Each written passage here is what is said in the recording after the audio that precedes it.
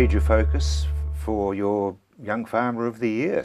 Yeah, that's right. It's rolled around really quickly. But It has. You blew me away when you said it was this week. This week in Timaru, yep. In fact, half my team have gone down today to start the setup, and it starts on Thursday. But yeah, the FMG Young Farmer of the Year is pretty important on our calendar. So the top echelon, how's the mix? Yeah, good. And it's quite divergent this year. We've got 3 dairy farmers, 3 sheep and beef farmers, and a rural professional. So it's anyone's game.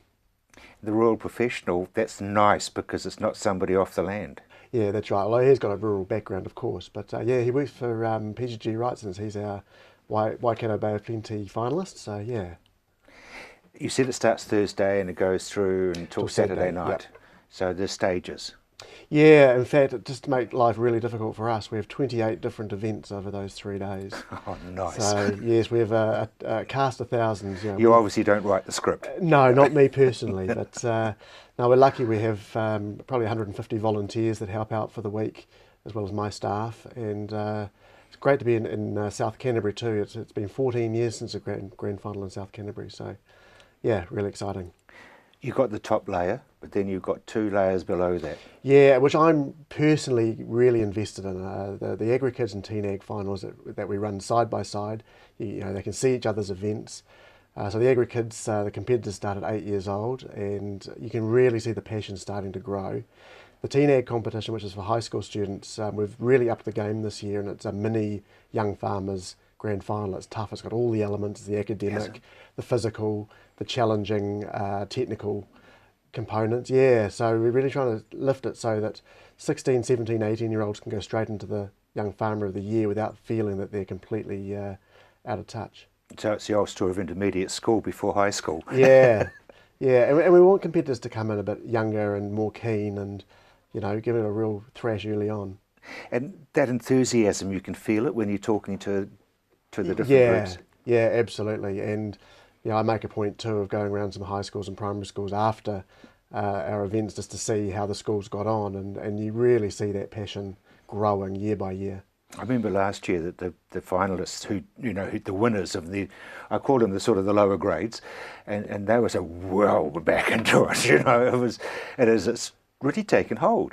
Yeah, and you know, for the Agri Kids this year, we had nearly 600 kids across the country take part, and that's great because, you know, the more... That's the tiddlers, isn't it? Yes, absolutely. And although in saying that, I remember last year, I think it was, one of the Agri Kids grand finalists was taller than I am, you know, and they're 12 years old. It's a bit frightening, really. You don't want to go back there and start playing league, do you know?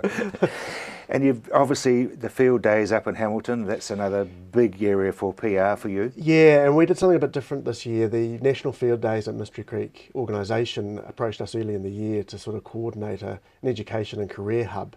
So they gave us a building, a 488 square metre building to work out of, to really promote careers and agriculture and education. And we got involved growing New Zealand. We got involved a number of key industry players to help us out, like Dairy NZ, Primary ITO, to really showcase what's available for young people to get into a career and further their education outside of what you'd normally think traditionally you would do, like going to Lincoln and Massey and doing an agriculture degree, which of course is very important.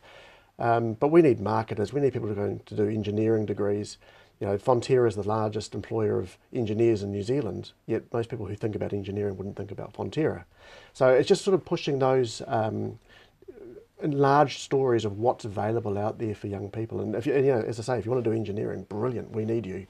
So how do we engage earlier and with a wider group? So farming is starting to get sexy.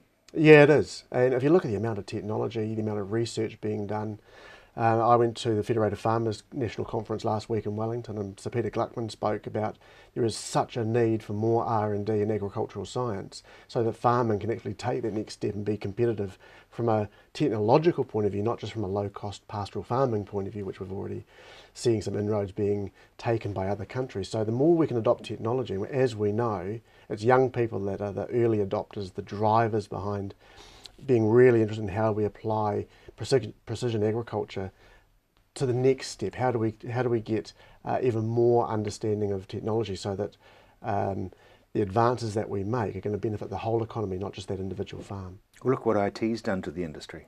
Oh, exactly. And you know, I I'm very fortunate I get to speak to the Communications Minister quite often, and Minister Adams, being a farmer herself, knows the value of having broadband throughout New Zealand so that we can take advantage of this technology.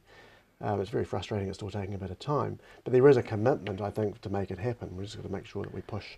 So some young person who wants to do IT can actually get in part of our industry. Yeah, and it's a lack of knowledge and perception of our industry too. So one of the projects that we've done this year is we've developed a network at Otago University with their commerce school, working with marketing students to say, look, let's look at all the opportunities in food marketing that you might get involved in and introduce you to people in industry. And then all of a sudden we've got these people who've come into Otago University, not from a rural background, doing marketing, going, wow, food's really cool.